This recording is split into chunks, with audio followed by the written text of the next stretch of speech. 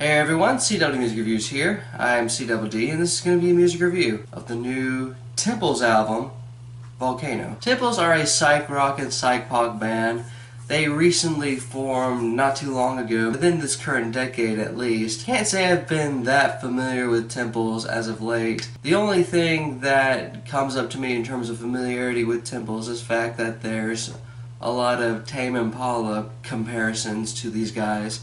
Tame Impala being, in my personal opinion, the best, most innovative, and probably the greatest psych rock project in this decade at least. What Tame Impala are doing right now, within 3 albums, is really craft a lot of boundary-pushing type of compositions and performances that make you think twice about what you could actually experiment with psych pop and psych rock. Tame Impala's last album, Currents, which is in my opinion their best album to date, they really pushed that boundary further, going yes in a more poppy direction, but really fusing in elements of funk, disco, some house music, maybe a little bit of trap, and it definitely seemed to go over particularly well.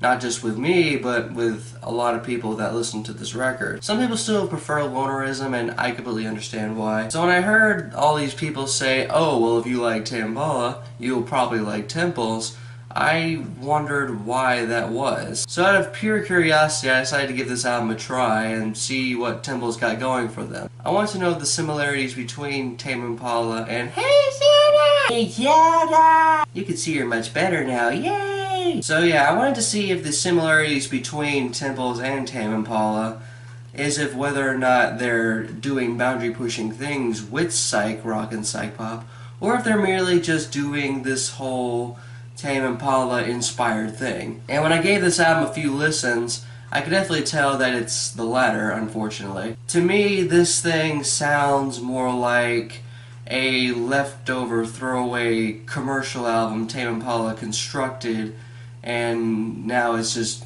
coming up to surface. So this album is about 12 tracks in length. It's about 49 minutes long.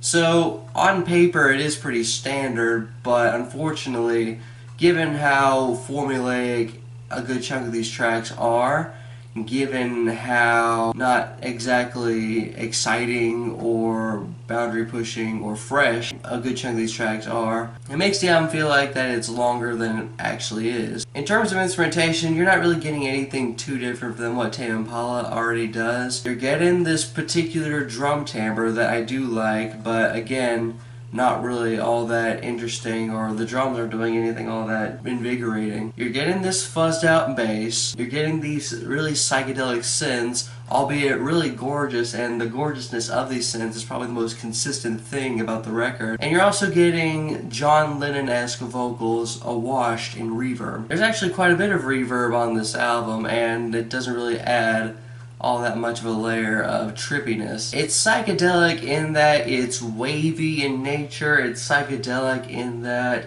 it has a nice, soothing, and kind of sort of ethereal background to it. The aesthetic is definitely there, but again, not really all that exciting, not really all that interesting the way they execute this. Unfortunately, that's pretty much the basis of every track here.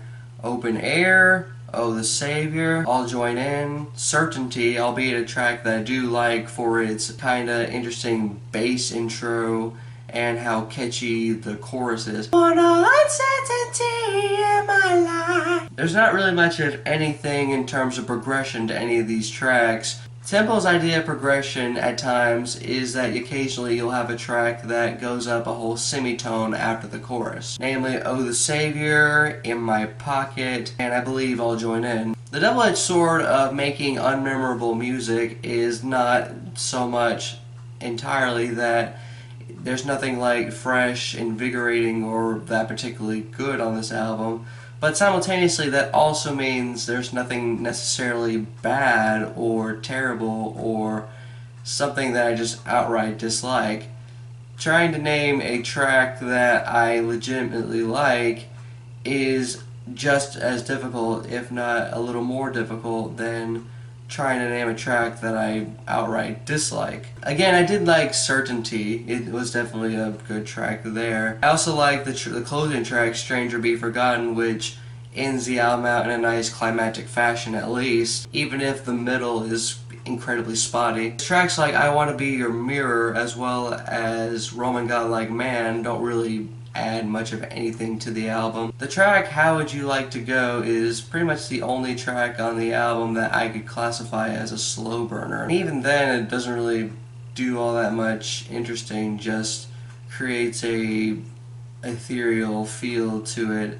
It's like they realized that most of their album was just mid-paced and poppy songs, and they realized, oh, well, let's get something that's kind of ambient-ish.